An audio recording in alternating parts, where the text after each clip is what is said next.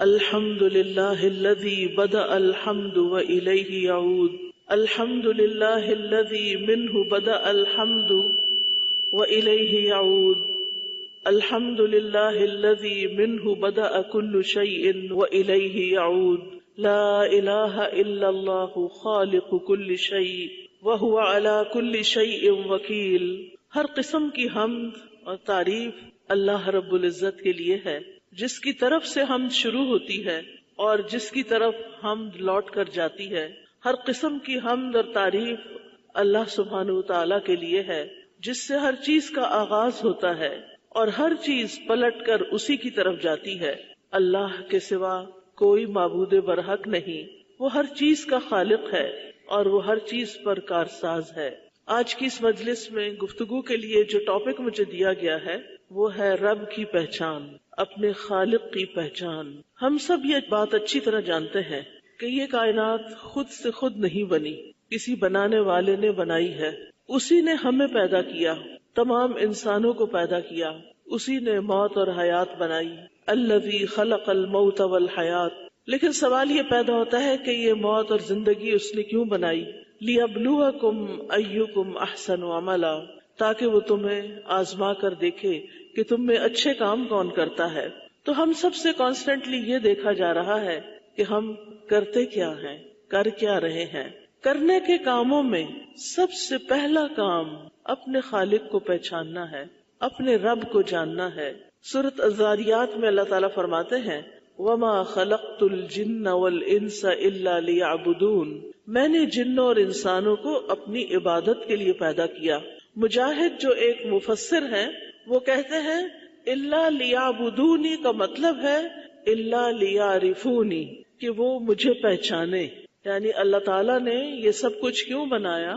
تاکہ انسان اپنے رب کو پہچانے۔ تو اس دنیا میں آنے کے بعد ہم میں سے ہر ایک کی یہ ذمہ داری بنتی ہے کہ وہ اپنے خالق مالک کو پہچانے اور پھر پہچان کر اسی کی عبادت کرے اور اس کا جینا مرنا ہر کام اسی کے لیے ہو۔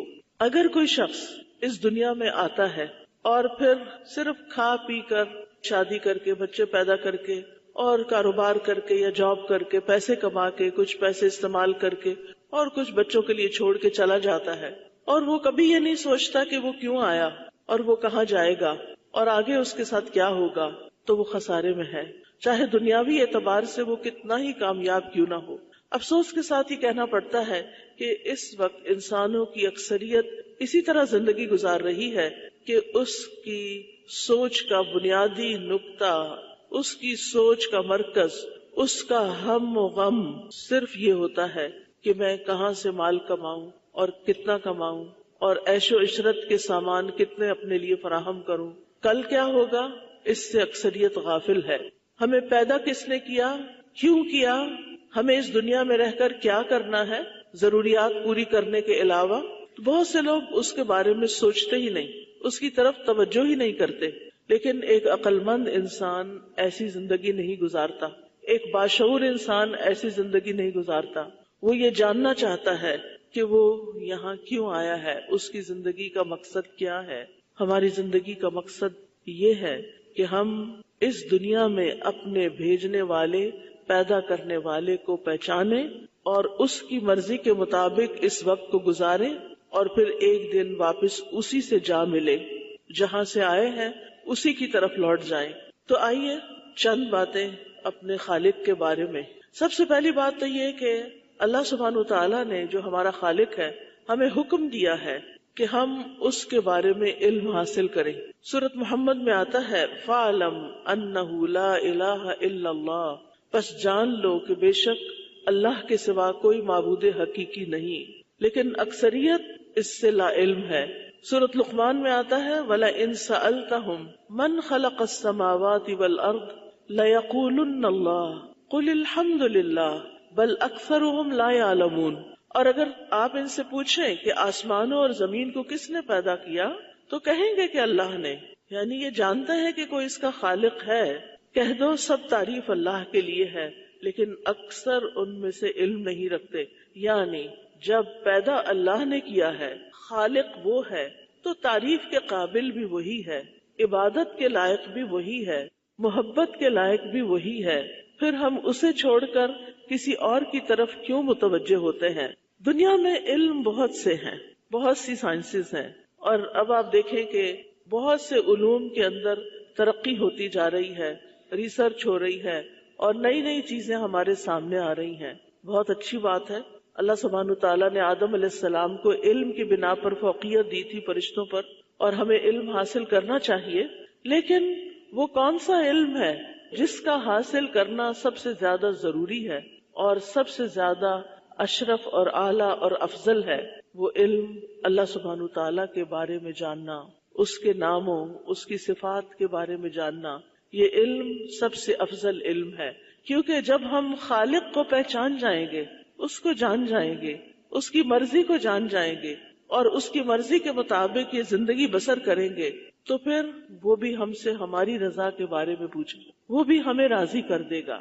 لہٰذا ہم میں سے ہر ایک کے لیے ضروری ہے کہ ہم اللہ سبحانہ تعالیٰ کو جانیں، پہچانیں، تاکہ ہم صحیح معنوں میں اس پر ایمان لائیں، اس سے محبت کریں اور اس کے قرب کی طلب کریں، اس کو راضی کریں، اس کی صحیح معنوں میں عبادت کریں.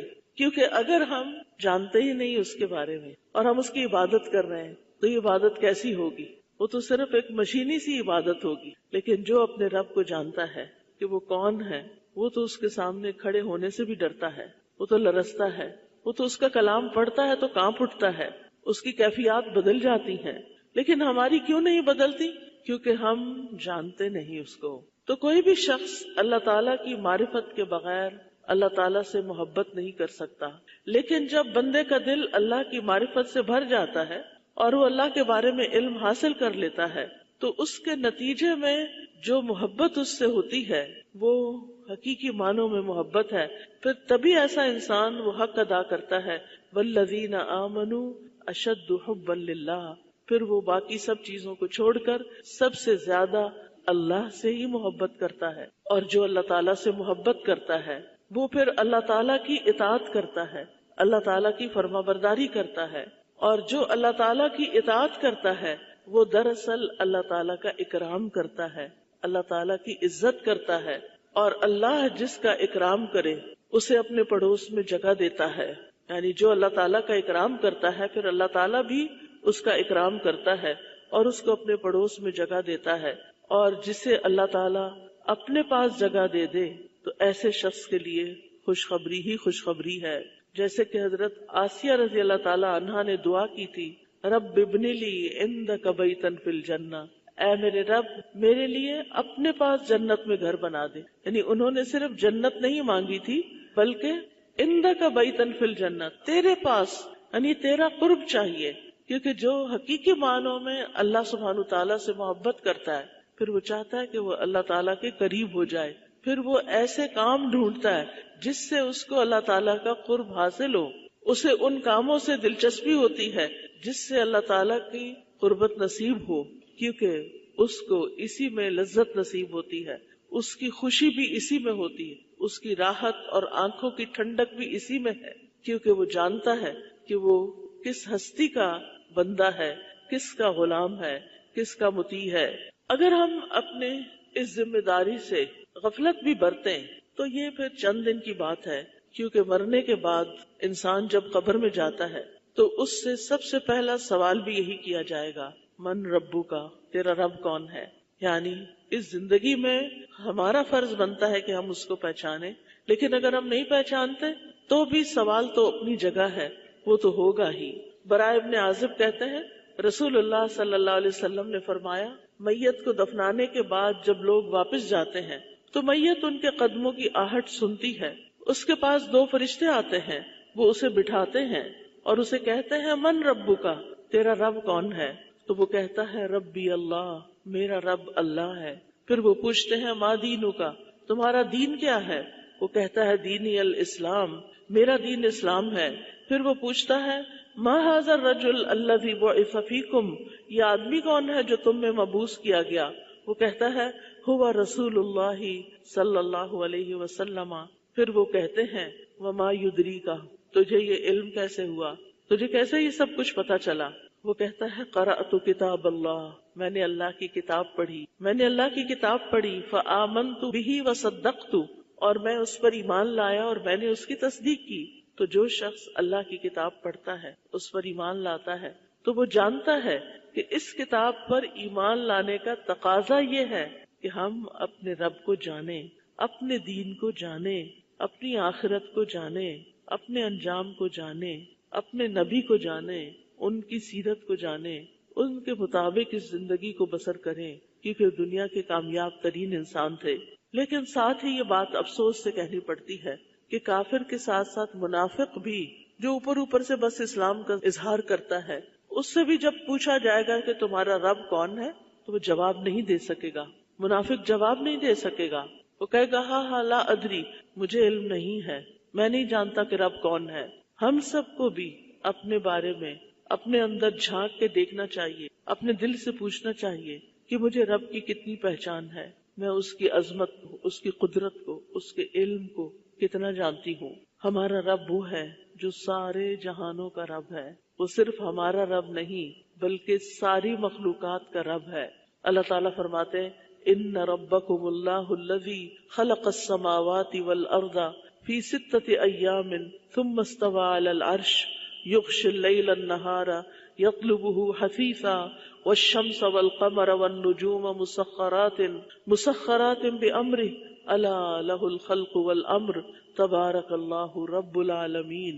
بے شک تمہارا رب اللہ ہے جس نے آسمانوں اور زمین کو 6 دن میں پیدا کیا، پھر وہ عرش پر بلند ہوا، رات کو دن پر اڑا دیتا ہے، جو تیز چلتا ہوا اس کے پیچھے چلا آتا ہے، اور سورج اور چاند اور ستارے بھی اسی نے پیدا کیے، یہ سب اس کے حکم کے تابع ہیں۔ سن لو، پیدا کرنا اور حکم دینا اسی کا کام ہے۔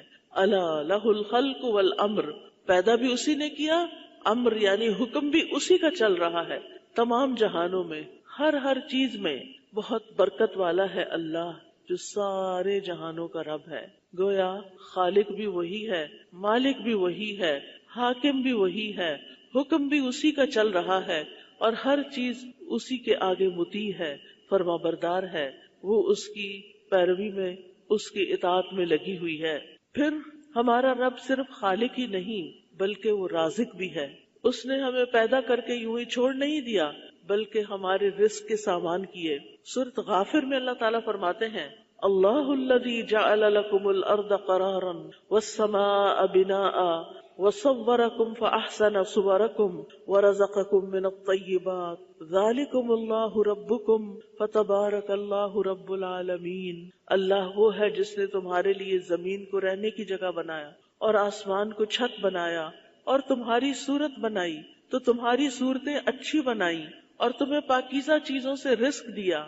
یہ ہے اللہ تمہارا رب، بہت برکت والا ہے اللہ جو تمام جہانوں کا رب ہے، وہی زندہ ہے، اس کے سوا کوئی معبود نہیں، سو اسی کو پکارو اس حال میں کہ اسی کے لیے دین کو خالص کرنے والے ہو۔ سب تعریف اللہ کے لیے ہے جو تمام جہانوں کا رب ہے۔ تو گویا آسمان و زمین کو اس نے بنایا، ہماری صورتیں، ہماری شکلیں بھی اس نے بنائی اور بہت اچھی بنائی، اور پھر پاکیزہ چیزوں میں سے رزق دیا، کھانے پینے کو دیا۔ تو یہ ہے اللہ ہمارا رب۔ پھر آپ دیکھیں کہ نہ صرف یہ کہ وہ ہماری زندگی کا مالک ہے بلکہ ہماری موت کا بھی مالک ہے۔ پیدا کیا، رزق دیا، اس دنیا میں رہنے کے لیے زندگی دی، اور پھر موت بھی اسی کے ہاتھ میں ہے۔ رب السماوات والارض وما بینہما ان کنتم موقنین، آسمانوں اور زمین اور ان چیزوں کا رب جو ان دونوں کے درمیان ہے، اگر تم یقین کرنے والے ہو، اس کے سوا کوئی معبود نہیں۔ وہ زندگی بخشتا ہے اور موت دیتا ہے، وہ تمہارا رب ہے اور تمہارے پہلے باپ دادا کا بھی رب، یعنی وہ تمام انسانوں کا رب ہے۔ پھر یہ کہ سارے خزانوں کا مالک بھی وہی ہے۔ ہمارے پاس جو کچھ ہے، انسانوں کے پاس جو کچھ ہے، وہ بہت محدود ہے۔ اللہ تعالیٰ فرماتے ہیں وَلِلَّهِ خَزَائِنُ السَّمَاوَاتِ وَالْأَرْضِ، اور آسمانوں اور زمین کے خزانے اللہ ہی کے ہیں۔ جب خزانے اس کے ہیں تو پھر مانگنا کس سے چاہیے؟ یعنی جب ہم اللہ تعالیٰ کو پہچان جاتے ہیں تو پھر ہمارا تعلق بھی اس سے درست ہوتا ہے۔ جب ہم یہ سمجھتے ہیں کہ انسان ہمارے مالک ہیں یا انسانوں کے پاس ہماری روزی ہے، تو پھر ہم انسانوں سے توقعات لگا بیٹھتے ہیں، انسانوں کی طرف جھکتے ہیں، انسانوں کے پیچھے پیچھے جاتے ہیں، لیکن جب ہمیں یہ معلوم ہوتا ہے کہ اصل خزانوں کا مالک تو اللہ ہے، سب کچھ تو کرنا اسی نے ہے، سب کچھ تو اسی کے ہاتھ میں ہے، تو پھر کیا ہوتا ہے؟ انسان اپنی ساری توقعات اللہ ہی سے لگا بیٹھتا ہے. پھر اس کی دعا میں بھی بہت قوت آ جاتی ہے کہ جس کے پاس سارے خزانے ہیں اور وہ دینے پر قادر بھی ہے، میں کیوں نہ اس کی طرف رجوع کروں. اللہ تعالیٰ فرماتے ہیں وَإِن مِّن شَيْءٍ إِلَّا عِندَنَا خَزَائِنُهُ، کوئی چیز ایسی نہیں مگر اس کے خزانے ہمارے پاس ہیں. یعنی آپ مانگیں تو صحیح، آپ مانگنے والے تو ہوں، لینے والے تو ہوں، وہ دینے والا ہے. ہمارے مانگنے میں کمی ہوتی ہے، اس کو دینے میں کوئی مشکل نہیں. وہ تو صرف کن کہتا ہے. اس نے 4 چیزیں اپنے ہاتھ سے بنائی ہیں، باقی سب کچھ کن کہہ کے بنایا ہے. وہ 4 چیزیں کون سی ہیں؟ ایک عرش ہے، آدم علیہ السلام ہے، قلم ہے اور جنت عدن ہے. یہ تمام چیزیں بڑی ہی معزز ہیں. عرش جو ساری مخلوقات کی چھت ہے، دوسرے نمبر پر آدم علیہ السلام جو تمام انسانوں کے باپ ہیں، تیسرے نمبر پر قلم جو علم کا منبع ہے، علم اسی سے سیکھا جاتا ہے، الذی علم بالقلم، اور پھر جنت عدن یعنی وہ رب جو عرش کا مالک ہے، اسی نے آدم علیہ السلام کو پیدا کیا، اسی نے انسان کو لکھنا پڑھنا سکھایا، اور پھر جو لکھتا پڑھتا ہے، علم حاصل کرتا ہے، اپنے رب کو پہچانتا ہے، اس کے لیے آخر میں جنت کے باغات ہیں، جنت عدن ہے. کتنا ضروری ہے کہ ہم اس جنت تک پہنچنے کے لیے علم کے ساتھ اپنا رشتہ جوڑ لیں، علم حاصل کریں، علم سیکھیں اور سکھائیں، نفع مند علم، قرآن کا علم، اور اپنے وقت کو اس کام کے لیے لازمی مختص کریں. یعنی جیسے باقی کاموں کے لیے ہم نے اپنا وقت خاص کیا ہوتا ہے، ایسے ہی علم کو بھی اہمیت دیں. یعنی اللہ سبحانہ وتعالیٰ قلم کو بھی کن سے پیدا کر سکتا تھا، لیکن قلم کو جو کہ علم کا سورس ہے اپنے ہاتھ سے کیوں بنایا؟ تاکہ لوگوں کے اندر اس کی اہمیت اجاگر ہو کہ واقعی یہ ایک اہم چیز ہے اور قلم کا استعمال بہت اہم ہے. تو اس لیے بہت ضروری ہے کہ ہم اپنے رب کی طرف رجوع کریں، اپنے رب کے بارے میں جانیں، اپنے رب کے بارے میں علم حاصل کریں. پھر یہ کہ ہمارا رب سارے خزانوں کا مالک ہے، لہذا دینے والا بھی وہی ہے اور ہماری تمام ضروریات کا مالک بھی وہی ہے. ابراہیم علیہ السلام نے رب کی تعریف جو کی تھی سورۃ الشعراء میں، انہوں نے کہا کہ جن بتوں کو تم پوج رہے ہو، تم اور تمہارے باپ دادا، میرے تو وہ دشمن ہیں، الا رب العالمین، سوائے رب العالمین کے، الذی خلقنی فہو یہدین، وہ جس نے مجھے پیدا کیا پھر وہی مجھے ہدایت دیتا ہے، والذی هو یطعمنی ویسقین، وہ جو مجھے کھلاتا ہے اور پلاتا ہے، وَإِذَا مَرِضْتُ فَهُوَ يَشْفِينِ، اور جب میں بیمار ہوتا ہوں تو وہی مجھے شفا دیتا ہے، وَالَّذِي يُمِيتُنِي ثُمَّ يُحْيِينِ، وہی مجھے موت دیتا ہے اور پھر وہی مجھے دوبارہ اٹھائے گا، وَالَّذِي أَطْمَعُ أَن يَغْفِرَ لِي خَطِيئَتِي يَوْمَ الدِّينِ، وہ جس سے میں امید رکھتا ہوں کہ وہ جزا کے دن میری خطائیں معاف کر دے گا، بخش دے گا. یہ ہے ابراہیم علیہ السلام کا تعلق اپنے رب کے ساتھ. انہوں نے پہچان لیا تھا کہ رب کون ہے. آج ہم سے کوئی پوچھے، ہمارے بچوں سے کوئی پوچھے کہ تمہارا رب کون ہے، تو کیا وہ اتنے جامع الفاظ میں یہ تعریف رب کی بتا سکتے ہیں؟ کیا ہم سب جانتے ہیں؟ کیا سب ہم اس کو مانتے ہیں؟ کیا ہم اس کو سامنے رکھ کر اپنی زندگی بسر کرتے ہیں؟ انہوں نے کہا تھا الذی خلقنی فہو یہدینی، کہ اس نے مجھے پیدا کیا وہی مجھے ہدایت دیتا ہے. لہٰذا جب ہدایت وہ دیتا ہے تو پھر ہمیں ہدایت بھی اسی سے مانگنی چاہیے، ہدایت بھی اسی سے مانگنی چاہیے ہر معاملے میں، صرف دین کے معاملے میں نہیں، دنیا کے معاملے میں بھی ہدایت اسی سے.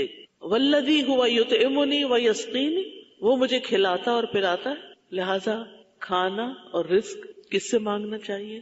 اسی سے مانگنا چاہیے، کیونکہ اصل سورس وہی ہے. بیمار ہو جائیں تو شفا کی دعا کس سے کرنی چاہیے؟ اللہ ہی سے. یعنی سب سے پہلے اللہ ہی کی طرف دھیان جائے. روزمرہ میں ہم اپنے آپ کا جائزہ لے کر دیکھیں، کیا ہم ایسے کرتے ہیں کہ جب ہمیں بھوک لگتی ہے تو ہم دل ہی دل میں اللہ سے باتیں کریں کہ یا اللہ تو مجھے کھلا اور پلا. بیمار ہو جائیں تو ہم دعا کریں یا اللہ تو مجھے شفا دے دے، کیونکہ بیدک الشفا، شفا تیرے ہاتھ میں ہے. اور اسی کے بارے میں سوچیں کہ اسی نے مجھے یہ زندگی دی ہے اور وہی موت دینے والا ہے، اور اسی سے مجھے امید ہے کہ وہ مجھے معاف کر دے گا. یعنی اللہ سبحانہ وتعالیٰ سے ایک قریبی، مضبوط اور ون آن ون بیس پر تعلق ہونا چاہیے، اور پھر اسی سے دعائیں کرنی چاہیے. جیسے ابراہیم علیہ السلام نے کی، رب ہب لی حکما والحقنی بالصالحین، اے میرے رب مجھے حکم عطا کر اور مجھے نیک لوگوں کے ساتھ ملا، وجعل لی لسان صدق فی الاخرین، اور پیچھے آنے والوں کے لیے میرے لیے سچی ناموری رکھ دے، وجعلنی من ورثۃ جنت النعیم، اور مجھے نعمتوں بھری جنت کے وارثوں میں سے بنا دے، یعنی میرا الٹیمیٹ گول یہ ہے کہ میں جنت تک پہنچوں۔ ہم سب کا بھی الٹیمیٹ گول یہی ہونا چاہیے کہ ہم جہنم کی آگ سے بچ جائیں اور جنت تک پہنچ جائیں، یہ ہم سب کی سب سے بڑی کامیابی ہے۔ فَمَنْ زُحْزِحَ عَنِ النَّارِ وَأُدْخِلَ الْجَنَّةَ فَقَدْ فَازَ، جو آگ سے بچا لیا گیا، جنت میں داخل کر دیا گیا، وہی دراصل کامیاب ہوا۔ یہ ہے کامیابی۔ کامیابی کسی بڑی ڈگری کے حاصل کر لینے کا نام نہیں، ہاں وہ بھی کامیابی ہے مگر وقتی طور پر ہے۔ کامیابی خوبصورت لڑکی سے شادی ہو جانے کا نام نہیں، کامیابی کسی بہت بڑے بزنس کا اونر ہونے کا نام نہیں۔ کامیابی اس کی کامیابی ہے جس کی آخرت میں بخشش ہو جائے، کامیابی اس کی کامیابی ہے جو جنت الفردوس کا وارث بن جائے، جس میں وہ ہر روز اپنے رب کا دیدار کرے۔ جنت ان لوگوں کے لیے ہے نا جو رب سے محبت کرتے ہیں، تو وہ رب کو دیکھنے، رب کی ملاقات اور رب کے دیدار سے آنکھیں ٹھنڈی کرنے کی جگہ ہے۔ کچھ لوگ جنت میں ہر روز اپنے رب کو دیکھیں گے اور یہ ان کے لیے خوشی کا سب سے بڑا مقام ہوگا۔ یہ کون لوگ ہوں گے؟ یہ وہی لوگ ہوں گے جو آج اپنے رب کے حضور مصلی پہ کھڑے ہوتے ہیں، تو وہ وقت ان کے لیے دن بھر میں سب سے بہترین وقت ہوتا ہے، سب سے زیادہ خوشی کا وقت ہوتا ہے کہ وہ اپنے رب کی عبادت کر رہے ہیں، اپنے رب سے ملاقات کر رہے ہیں۔ پھر یہ بات اچھی طرح جان لینی چاہیے کہ رب کے ساتھ کسی کو شریک نہیں کرنا، کوئی بھی رب جیسا نہیں، لیس کمثلہ شیء، کوئی چیز اس کی مانند نہیں۔ پھر یہ کہ نہ اس کی کوئی اولاد ہے اور نہ وہ کسی کی اولاد ہے، اور اس کی بادشاہت میں بھی کوئی شریک نہیں، اور پھر زندگی بھر اسی توحید پر قائم رہ کر اسی پر خاتمہ ہونا چاہیے۔ پھر رب کے بارے میں یہ بھی جاننے کی ضرورت ہے کہ رب اپنی ذات کے اعتبار سے سب سے بلند ہے۔ فتعال اللہ الملک الحق لا الہ الا ہو رب العرش الکریم، بس بہت بلند ہے اللہ جو سچا بادشاہ ہے، اس کے سوا کوئی معبود نہیں، عزت والے عرش کا رب ہے، عرش پر مستوی ہے، مخلوق کی تخلیق سے پہلے ہی عرش پر مستوی ہے۔ یعنی اگر کوئی پوچھے نا کہ رب کہاں ہے، رب اپنے عرش پر ہے۔ یہ جو ہم کہتے ہیں نا ہر پتے میں ہے، ہمارے دل میں ہے، ادھر ہے ادھر ہے، یہ رب کی عزت اور اکرام نہیں۔ رب کی عزت اور اکرام کس چیز میں ہے کہ رب اپنے عرش پر ہے، اور عرش کی عظمت کا آپ کو معلوم ہوگا۔ ابو ذر رضی اللہ عنہ سے روایت ہے کہ نبی صلی اللہ علیہ وسلم نے فرمایا، اے ابو ذر، کرسی کے مقابلے میں 7 آسمان ایسے ہیں جیسے بیابان زمین میں کوئی چھلا چھوٹی سی مندری پڑی ہوئی ہو، پھر کرسی کے مقابلے میں عرش کا حجم ایسے ہے جیسے اس چھلے کے مقابلے میں بیابان کا وجود ہے، یعنی اتنا بڑا ہے عرش۔ ابن عباس کہتے ہیں کہ کرسی پاؤں کی جگہ ہے اور عرش کی اصل مقدار کوئی نہیں جانتا کہ وہ کتنا بڑا ہے۔ ہاں اللہ سبحانہ وتعالی عرش پر تو ہے، لیکن اس کے باوجود وہ ہمارے بہت قریب بھی ہے، شہرک سے قریب ہے۔ وَنَحْنُ أَقْرَبُ إِلَيْهِ مِنْ حَبْلِ الْوَرِيدِ، اور ہم اس کے گلے کی رگ سے بھی زیادہ اس کے قریب ہیں، ہمیں اس کا قرب محسوس ہوتا ہے۔ جب ہم اسے پکارتے ہیں تو وہ ہماری پکار سنتا ہے، وہ ہمارے بارے میں ہر چیز جانتا ہے، صرف ہمارے ظاہری کو نہیں، ہمارے باطن کو، ہمارے اندر کو، ہمارے دل کے اندر سے اٹھنے والے خیالات کو، ہمارے اعمال میں سے کچھ بھی اس سے مخفی نہیں۔ وہ عرش پر ہونے کے باوجود بندوں کی دعائیں سنتا ہے، یعنی عرش کتنا دور ہے لیکن وہ اپنے علم کے اعتبار سے ہمارے قریب ہے۔ پھر یہ کہ وہ بہت بابرکت ذات ہے، اور اتنی بابرکت ہے کہ اگر اس کا نام لے کر اس کی پناہ لی جائے تو کوئی چیز ہمیں نقصان نہیں دے سکتی۔ جیسے ہم صبح شام دعا پڑھتے ہیں، بسم اللہ الذی لا یضر مع اسمہ شیء فی الارض ولا فی السماء وہو السمیع العلیم، اللہ کے نام سے، وہ ذات کہ اس کے نام سے کوئی چیز زمین میں ہو یا آسمان میں نقصان نہیں دے سکتی، اور وہ خوب سنتا اور خوب جانتا ہے۔ گویا اللہ کا نام لینے سے انسان کو حفاظت ملتی ہے، اللہ کا نام لینے سے انسان کو حفاظت ملتی ہے۔ رسول اللہ صلی اللہ علیہ وسلم نے فرمایا، جب تم رات کو کتے کے بھونکنے یا گدھے کے ہینگنے کی آواز سنو تو اللہ کی پناہ طلب کرو، کیونکہ جو کچھ وہ دیکھتے ہیں تم نہیں دیکھتے۔ جب لوگ سو جاتے ہیں تو باہر نہ نکلا کرو، کیونکہ اللہ عز و جل رات کے وقت اپنی مخلوق میں سے جس کو چاہتا ہے پھیلا دیتا ہے، یعنی شر بھی ہوتا ہے۔ اور اللہ کا نام لے کر دروازے بند کیا کرو، کیونکہ شیطان وہ دروازہ نہیں کھول سکتا جسے اللہ کا نام لے کر بند کیا گیا ہو۔ اور مشکوں کو تسمے سے باندھ دو، مٹکوں کو ڈھانپ دو اور برتنوں کو اوندھا کر دو، یعنی رات کو سوتے وقت برتن الٹے کر دینے چاہیے یا پھر ان کو ڈھک دینا چاہیے، کیونکہ حدیث میں آتا ہے کہ سال میں ایک رات میں آسمان سے وبا اترتی ہے، یعنی بیماری اترتی ہے، اور جو برتن اوپر سے ننگے پڑے ہوتے ہیں وہ ان میں چلی جاتی ہے، پھر اس میں جب ہم کچھ کھاتے پیتے ہیں تو بیماری ہمارے جسم میں آ جاتی۔ اس لیے یہ چیز ہم میں سے ہر خاتون کو معلوم ہونی چاہیے۔ اگر آپ تھکے ہوئے بھی ہیں اور برتن نہیں دھو سکے، نہیں سمیٹ سکے، تو بس ان سب کو ڈھک دیں۔ ڈھکنے کی بھی ہمت نہیں تو ان کو کور کر دیں، کسی کپڑے سے کور کر دیں، لیکن ننگا نہ چھوڑیں۔ پھر یہ کہ اللہ سبحانہ تعالیٰ ہر چیز پر پوری طرح قادر ہے۔ کیا مطلب ہے اس کا؟ کہ وہ ہر چیز پر پورا کنٹرول رکھتا ہے، کوئی چیز اس کو نہیں ہرا سکتی، اور وہ سب کو عاجز کر سکتا ہے۔ وہ دوبارہ زندہ کرنے پر بھی قادر ہے، یعنی جب انسان فوت ہو جائے گا تو پھر دوبارہ اس کو جی اٹھائے گا اور اس کا حساب کتاب لے گا۔ اور پھر وہ بندوں سے کہیں زیادہ قدرت رکھنے والا ہے، وہ چیزوں کو زندہ کرنے اور فنا کرنے پر قادر ہے، معاف کرنے پر قادر ہے، سزا دینے پر بھی قادر ہے، رزق کے گھٹانے اور بڑھانے پر بھی قادر ہے، تکلیف دور کرنے پر بھی قادر ہے۔ وَإِن يَمْسَسْكَ اللَّهُ بِضُرٍّ فَلَا كَاشِفَ لَهُ إِلَّا هُوَ وَإِن يَمْسَسْكَ بِخَيْرٍ فَهُوَ عَلَى كُلِّ شَيْءٍ قَدِيرٌ، اور اگر اللہ تجھے کوئی تکلیف پہنچائے تو اس کے سوا اسے کوئی دور کرنے والا نہیں، اور اگر وہ تجھے کوئی بھلائی پہنچا دے تو وہ ہر چیز پر پوری طرح قادر ہے۔ پھر اسی طرح وہ ظالموں اور سرکشوں کو بھی پکڑنے پر قادر ہے۔ پھر اسی طرح یہ جاننے کی بھی ضرورت ہے کہ اللہ سبحانہ تعالیٰ کا علم بہت وسیع ہے۔ وسع کرسیہ السماوات والارض، کوئی چیز آسمانوں اور زمین میں اس کے علم سے باہر نہیں ہے، وہ ہر چیز کے بارے میں مکمل علم رکھنے والا ہے۔ وَأَنَّ اللَّهَ قَدْ أَحَاطَ بِكُلِّ شَيْءٍ عِلْمًا، آسمان اور زمین کے اندر ایک ایک ذرے سے واقف ہے۔ آپ دیکھیں کہ کتنے ستارے ہیں، کتنے سیارے ہیں، کتنے انسان ہیں، کتنی مخلوقات ہیں، کتنے ان کے رنگ ہیں اور کتنے ان کے نام ہیں۔ ان میں سے ایک ایک سے پوری طرح واقف ہے کہ وہ کہاں پیدا ہوا اور کہاں فوت ہوگا اور کہاں کہاں جائے گا اور کیا کیا سوچتا ہے، کیا اس نے اچھا کیا، کیا اس نے برا کیا۔ اس کا علم ہر چیز کو گھیرے ہوئے ہے۔ فرمایا سورۃ الحج میں، أَلَمْ تَعْلَمْ أَنَّ اللَّهَ يَعْلَمُ مَا فِي السَّمَاءِ وَالْأَرْضِ إِنَّ ذَلِكَ فِي كِتَابٍ إِنَّ ذَلِكَ عَلَى اللَّهِ يَسِيرٌ، کیا تو نے جانا نہیں کہ بے شک اللہ جانتا ہے جو کچھ آسمان اور زمین میں ہے، بے شک یہ کتاب میں درج ہے، بے شک یہ اللہ پر بہت آسان ہے۔ اب دیکھیں کہ یہ انسان کی ایک طلب ہے کہ وہ کسی ایسی ہستی کو جانے جو سب کچھ کر سکتی، جس سے وہ ٹوٹ کے محبت کر سکتا، جو اس کی قدر کرنے والی، جو اس کی ساری ضروریات پوری کرنے والی، جو اس کی تنہائیوں کی ساتھی۔ اور یہ ساری صفات صرف اللہ ہی کے اندر ہے، مخلوق میں سے کوئی ایسا نہیں ہو سکتا۔ تو بہرحال ہم اس ہستی کو مانتے ہیں، اس پر ایمان رکھتے ہیں کہ جس کے علم نے ہر چیز کو گھیرا ہوا ہے۔ وہ جانتا ہے جو کچھ آسمان سے اترتا ہے زمین میں داخل ہوتا ہے، اور وہ جانتا ہے جو کچھ زمین سے نکلتا ہے اور جو آسمان کی طرف چڑھتا ہے۔ کوئی پتا نہیں گرتا مگر وہ جانتا ہے کہ وہ کہاں گرا۔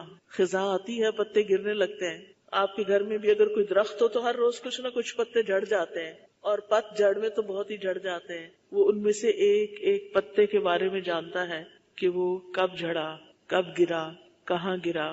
وہ جانتا ہے سمندر میں کیا ہے، ہم نہیں جانتے۔ وہ جانتا ہے خشکی پر کیا ہے، وہ جانتا ہے اس پلانٹ پہ کیا ہے، وہ جانتا ہے باقی ستاروں اور سیاروں پہ کیا ہے۔ ابھی تک تو انسان اسی سیارے کے اندر گھوم رہا ہے، باقی سیاروں تک اگر پہنچے بھی تو زیادہ سے زیادہ کتنے سیاروں تک پہنچ جائے گا، اور باقی سب کو کس نے جانا، کس نے دیکھا؟ اللہ سبحانہ تعالیٰ نے۔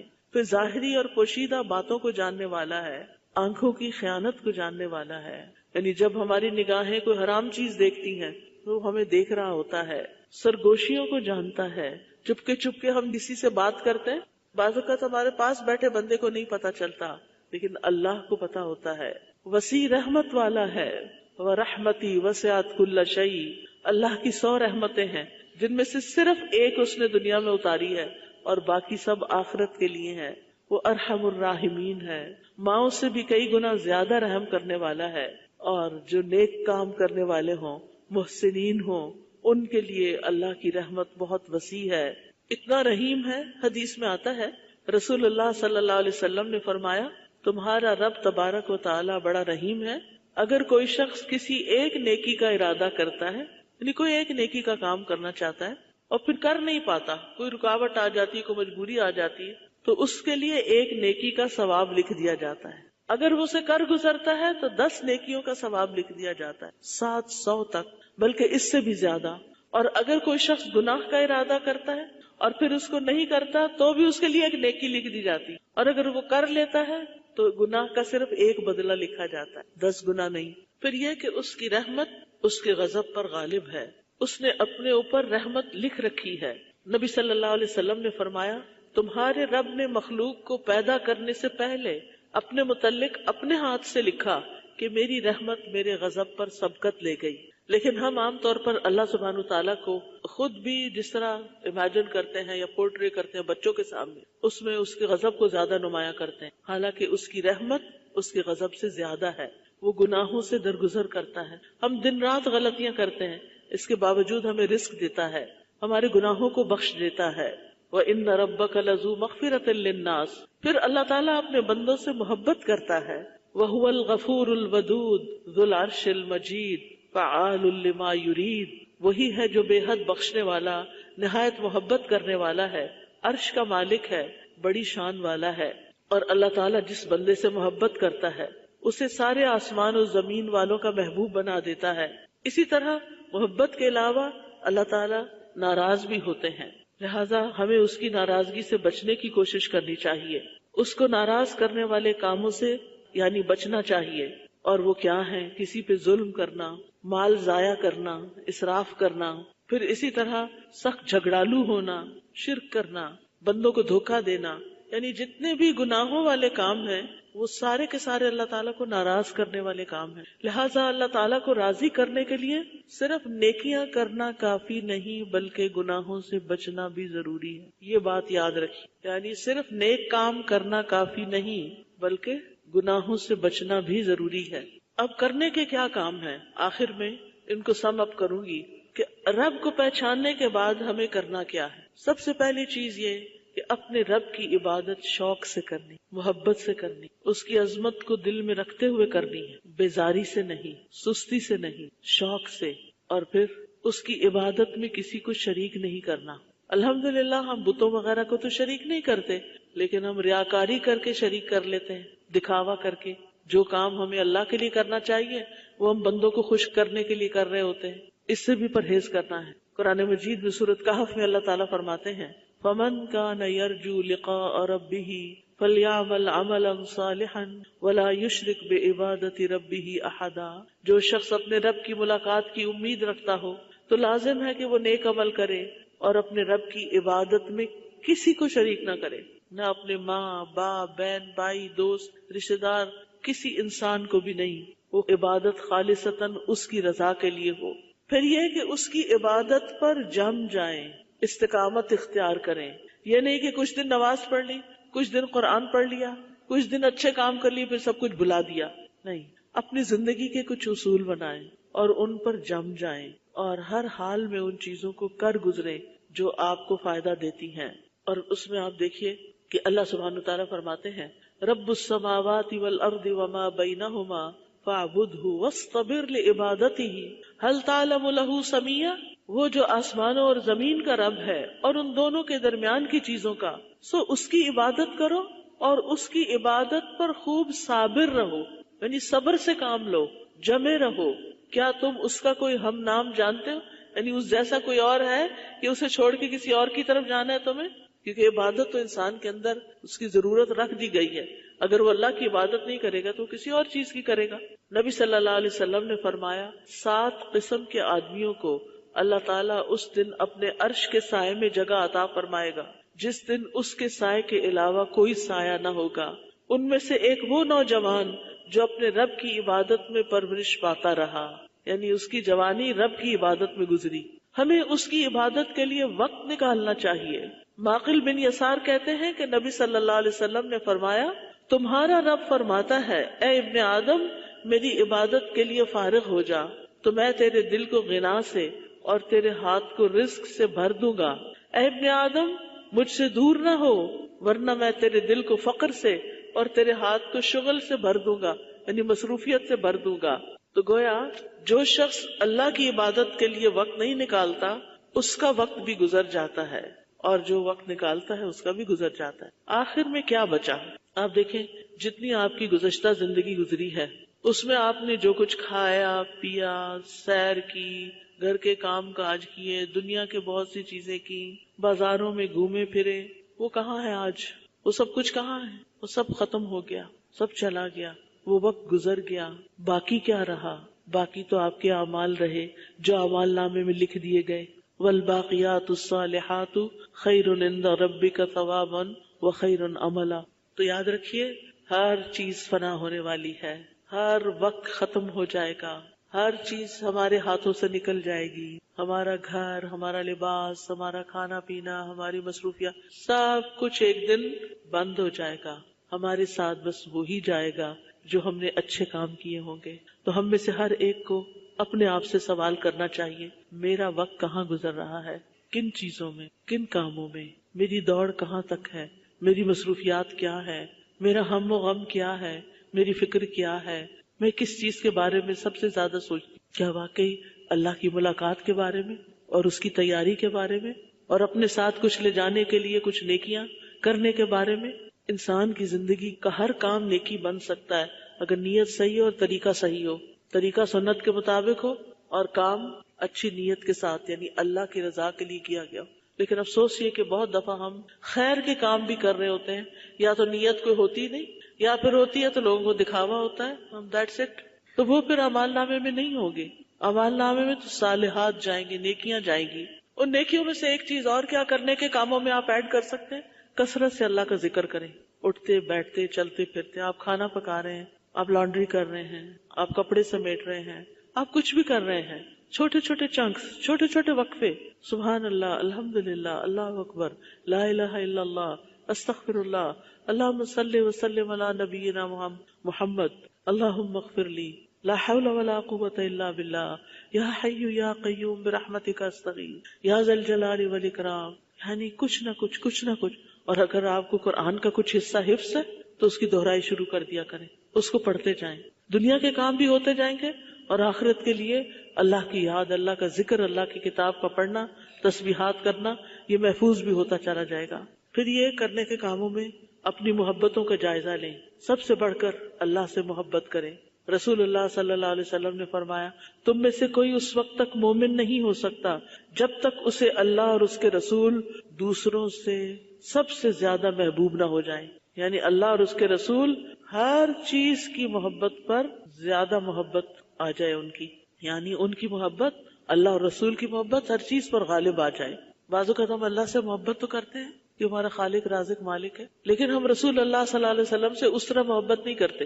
عقیدت بہت ہے لوگوں کو، اور اس عقیدت میں وہ کچھ دن منا لیتے ہیں اور کچھ کھانے پکا کے کھلا دیتے ہیں، لیکن آپ کا اتباع، آپ کی اطاعت، آپ کے ساتھ صحیح معنوں میں تعلق وہ نہیں ہوتا.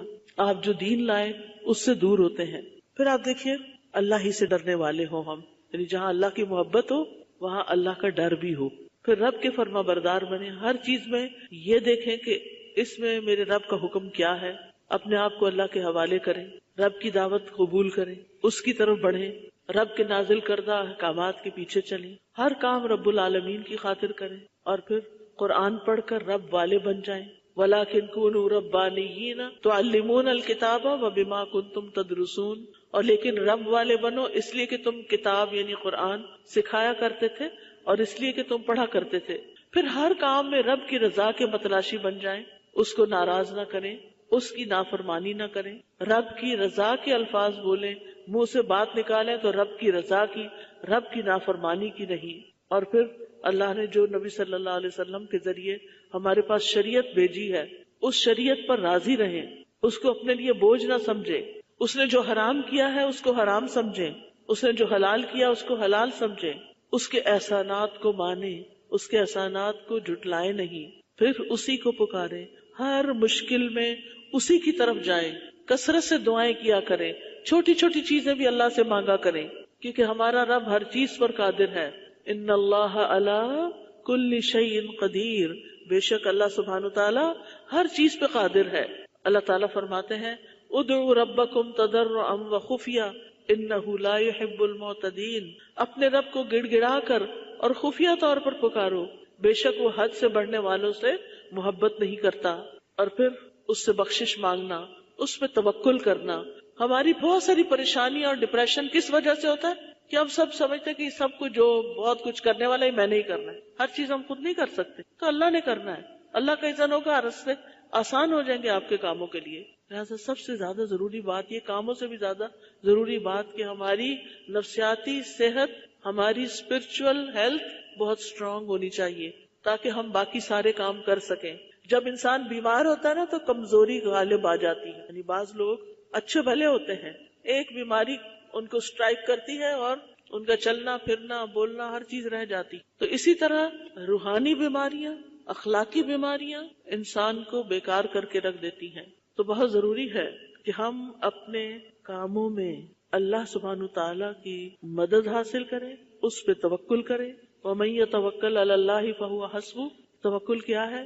اللہ ہے نا، اللہ کرے گا نا، اللہ راستہ نکالے گا، اللہ یہ کام تیرے حوالے، یہ تو نے کرنا ہے۔ اور اللہ تعالیٰ ان اللہ بالغ امرہ قد جعل اللہ لکل شیء قدرا، اور اللہ تو اپنا کام پورا کر کے رہتا ہے، لیکن اللہ نے ہر چیز کا ایک اندازہ مقرر کر رکھا ہے، ہر چیز کا ایک وقت ہے۔ پھر یہ کہ رب سے مایوس نہیں ہونا، رب کے خزانے بہت وسیع ہیں، مایوسی نہیں، رب سے ہی ساری امیدیں وابستہ کر لینی ہیں، رب سے ملاقات کو بھولنا نہیں، اور ساری دعائیں رب ہی سے کرنی ہیں۔ تو آئیے ہم دعا کر لیتے ہیں، اپنے رب کو پہچان کر جان کر اس کی طرف توجہ کر کے۔